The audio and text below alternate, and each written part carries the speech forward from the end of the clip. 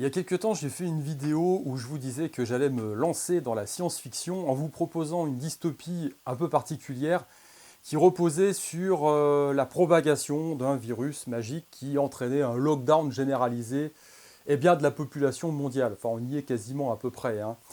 Alors aujourd'hui, je vais vous parler d'autre chose parce que ce qui m'intéresse, moi, c'est de savoir quelle va être la facture qui va nous être proposée à l'issue de cette crise sanitaire quasi mondiale, on va dire, hein, puisque tout le monde est verrouillé. Alors évidemment, je vais continuer dans la science-fiction, hein. Je vous fais part au fur et à mesure de mon processus de création, on va dire, hein. Je vais vous présenter différents points. Et puis, alors là, pour le coup, factuel, hein, avec les liens, vous les trouverez sous cette vidéo. Et puis, bah, mon travail d'artiste, moi, c'est évidemment de relier tous ces points à ma sauce pour en faire un travail de fiction qui tient la route, on va dire, hein. Maintenant, charge à chacun de relier lui-même les points et de voir ce qu'il veut voir à travers tout ça. Et puis, évidemment, l'intérêt, c'est pas seulement de regarder une petite vidéo pour s'exciter après, pour dire je suis super d'accord, ou alors t'es vraiment un enfoiré qui a rien compris à la vie avec un QI de 10. Non, l'idée c'est de se dire encore une fois, j'ai des informations, je les traite, qu'est-ce que j'en fais, comment je me positionne là-dedans, quels sont les scénarios envisageables et qu'est-ce que je fais moi concrètement pour me situer, me positionner là-dedans. Voilà. Alors donc, pour résumer très rapidement la chose, on a affaire à une propagation de virus, une pandémie mondiale qui, somme toute, a un taux de mortalité relativement faible. Alors évidemment, encore une fois, je dézoome au maximum. Si vous-même vous êtes touché, que vos proches sont touchés par cette merde, vous n'allez pas avoir le même point de vue. Maintenant, quand on regarde les chiffres, eh bien, le taux de mortalité reste relativement faible et contenu par rapport à d'autres virus. Et donc, la question à se poser, c'est est-ce que ça vaut le coup de foutre par terre l'économie mondiale, parce que c'est quand même de ça dont il s'agit, pour sauver quelques milliers, voire quelques dizaines de milliers de vies. Alors, ça paraît évidemment complètement inhumain, hein, ce que je dis, mais quelque part, réfléchissez 2 secondes en vous disant que est-ce que le remède, entre guillemets, proposé actuellement, va pas être pire finalement que la maladie en elle-même. Réfléchissez à ça. Parce que derrière, le lockdown de toutes les économies occidentales, euh, on a des scénarios de dépression économique qui vont entraîner d'autres problèmes bien plus graves à mon avis, à mon sens, et quelque part potentiellement on risque d'avoir bien des morts qui seront peut-être plus nombreux derrière. Alors en général, quand c'est comme ça, moi j'essaye de m'inscrire dans différents scénarios en prenant les faits, en prenant de l'info, et puis de me dire à qui profite le crime. Ah, alors dans l'écriture de mon roman, je vais me dire, bon, on a la Chine d'un côté qui, dans son histoire, n'a jamais été à quelques milliers de morts près quand il s'agit de pousser une idéologie, quand il s'agit d'obtenir certaines choses. Qu'est-ce qu'on observe? C'est qu'au final, bon, bah, ils ont contenu quand même le zinzin relativement rapidement. Ce sont des gens qui, de toute façon, sont disciplinés, soumis au groupe, donc on pouvait n'attendre pas autre chose de leur part que des mesures très efficaces. On voit effectivement les vidéos, hein, ils désinfectent 2 fois par jour.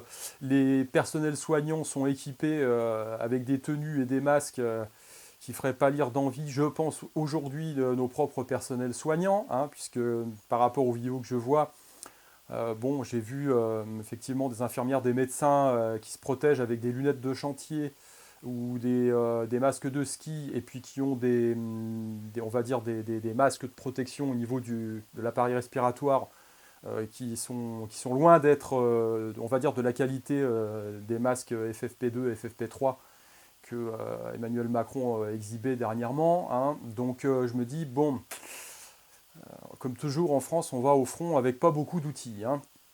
Donc du côté chinois, bon voilà, quelques milliers de morts à la limite, c'est pas grave. Qu'est-ce qu'ils gagnent eux là-dedans?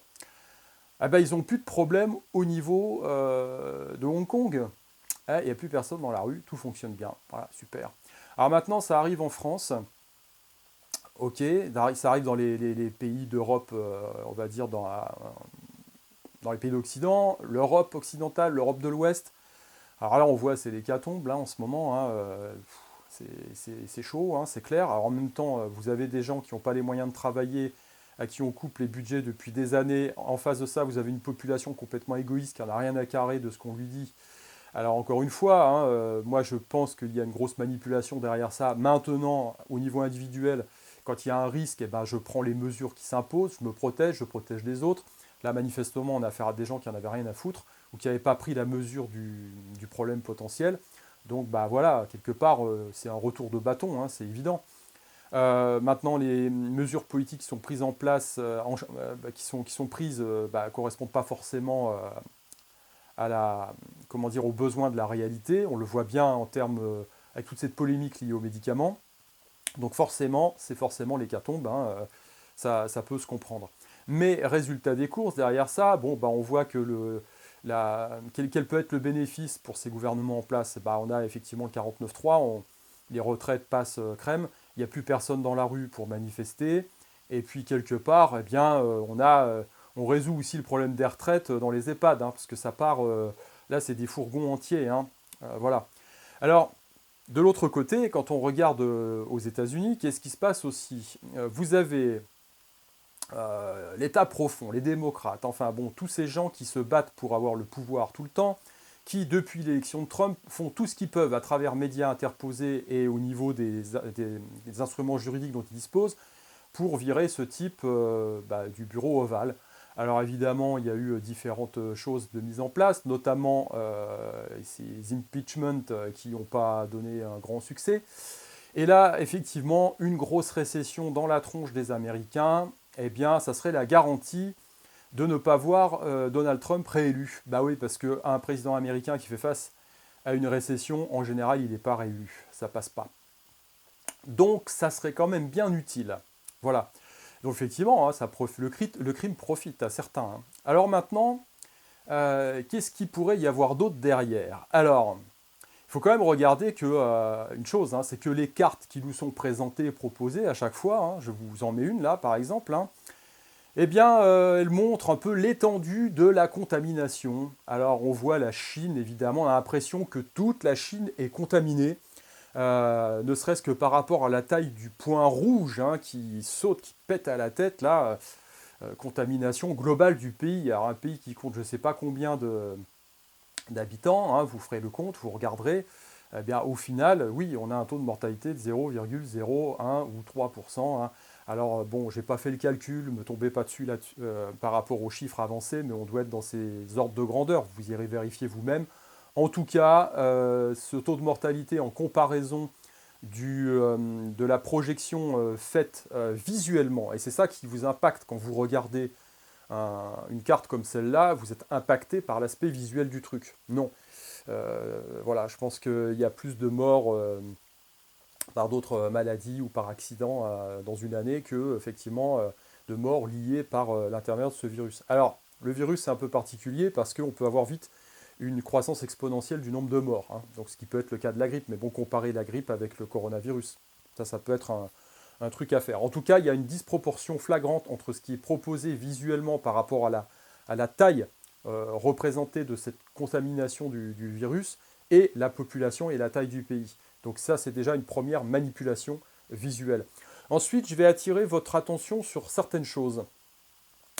On a des sources qui nous montrent que certaines personnalités politiques aux États-Unis, notamment des sénateurs, des choses comme ça, je vous mettrai les liens, ont vendu leurs actions, puis pas pour un petit montant, hein, on est sur 1 million, 1,5 million à chaque fois, hein, juste avant le crack. Waouh, des gens qui ont eu le fin nez, on va dire, hein, ou peut-être qui étaient, on va dire, insiders, c'est-à-dire qu'ils avaient connaissance de certaines informations et donc ils en ont profité. Voilà. Donc, a priori, alors là, j'ai pas de source fiable là-dessus, mais il y aurait peut-être aussi certaines personnalités en Europe qui auraient fait exactement la même chose. Donc, il faut quand même être assez, assez attentif hein, pour jouer un coup pareil juste avant que les marchés s'effondrent comme ils l'ont fait. Alors ça, c'est une chose. Maintenant, il y a une autre chose. Je ne sais pas si vous avez entendu parler des pandemic bonds. Alors les bonds, c'est quoi? Eh bien, c'est les obligations. Alors, il peut y avoir des obligations d'État ou des obligations d'entreprise, c'est de la dette. Grosso modo, vous financez de la dette. Alors, quand vous avez une assurance vie en Europe, vous avez de la dette en fonds euros, hein, d'État européen. Et là, pour ces pandemic bonds, eh ben, vous investissez sur le fait de pouvoir financer la recherche pour la lutte contre les épidémies. Et puis, c'est quand même pas mal rémunéré en termes de pourcentage, hein. On est loin du livret A à 0,75% brut. Alors, ce qui est intéressant, je vous mettrai le lien aussi, c'est que ces pandemic bonds ont été inaugurés en 2017 avec une échéance en juillet 2020. Ah, dites donc, c'est quand même troublant cette histoire, hein. Ce qui veut dire que il fallait que les pays soient déclarés pandémie pour pouvoir toucher le pognon. Bon, là, ça sera gagné, hein, je pense. Quoique, vu l'ampleur du truc, peut-être que les compagnies qui ont fait ça vont peut-être faire défaut. On n'en sait rien. En attendant, bon, on avait quand même spéculé sur la possibilité d'une grosse pandémie, et elle est là, il y a des gens qui gagnent de l'argent, alors je vous parle de gros hedge funds, un truc comme ça. Vous et moi, on n'investit pas dans ce genre de truc, hein, on est d'accord, on va déjà investir dans les boîtes de conserve. Donc c'est quand même troublant cette histoire, peut-être qu'il faudrait creuser aussi, hein. Alors comme je dis toujours, quand on veut arrêter de se faire pipoter, on regarde où va le pognon, on regarde les mouvements de capitaux pour comprendre un peu mieux ce qui se passe. Et là, il y a quand même des mouvements de capitaux qui sont un peu... voilà, quoi. Ça laisse quand même songeur. Alors le troisième élément, il est intéressant aussi, parce que, alors là, on l'attendait depuis longtemps, mais là, quel meilleur événement que celui-ci pour nous pousser la fameuse puce RFID avec le ID 2020. Eh oui, et vous avez dans la boucle, eh bien, la fondation Rockefeller, vous avez dans la boucle, évidemment, en première ligne, notre cher Bill Gates, hein, qui propose tout simplement eh bien, de vous inoculer une petite micropuce qui permettra à terme de vérifier que vous avez encore le coronavirus, vous êtes infecté ou alors vous ne l'êtes plus, voire mieux, euh, vous vous êtes fait traiter par le vaccin adéquat. Voilà. Alors, ce brave homme nous pousse aussi cette micropuce pour pouvoir détecter eh bien, d'autres virus, comme le VIH par exemple. Enfin, c'est un bienfaiteur de l'humanité, évidemment, hein. Alors, bon, il y a quand même une forte opposition, hein, notamment de certains groupes musulmans et chrétiens, parce que, évidemment, on y voit la marque de la bête, hein, comme dans les prophéties. Tiens donc, est-ce qu'ils auraient tort pour le coup? Hein. En tout cas, évidemment, en ce qui concerne nos libertés, ça craint, parce que là, c'est un petit peu la merde, hein, parce que le fameux ID 2020, à la base, c'est quand même une sorte de marquage. Alors, vous seriez marqué comme un toutou, évidemment, puisque avoir une carte d'identité, ça suffit plus. Maintenant, là, on aurait la microchip sous la peau, c'est quand même plus pratique pour les États, pour pouvoir repérer tout le monde, etc. Bon, voilà. Alors, évidemment, on va vous mettre en avant l'avantage sanitaire du truc. On a déjà mis en avant effectivement le côté hype, hein, pour tous les bobos à la con, comme les 3000 Suédois qui se sont déjà fait pucer. Rendez-vous compte, c'est génial, hein, je fais ça, je peux passer dans les open space, les portes s'ouvrent. J'ai plus besoin effectivement d'avoir une carte bancaire pour payer mon Starbucks, enfin un truc de ouf quoi, c'est génial. Donc voilà. Et puis là on en parle directement, donc je vais vous mettre le lien aussi, hein, Bill Gates. Bill Gates, rendez-vous compte, hein. Déjà que ce type-là n'arrivait pas à protéger nos ordinateurs de tous les virus qui traînaient, et là il se propose de nous protéger, nous en tant qu'humains, des virus. Pas belle la blague?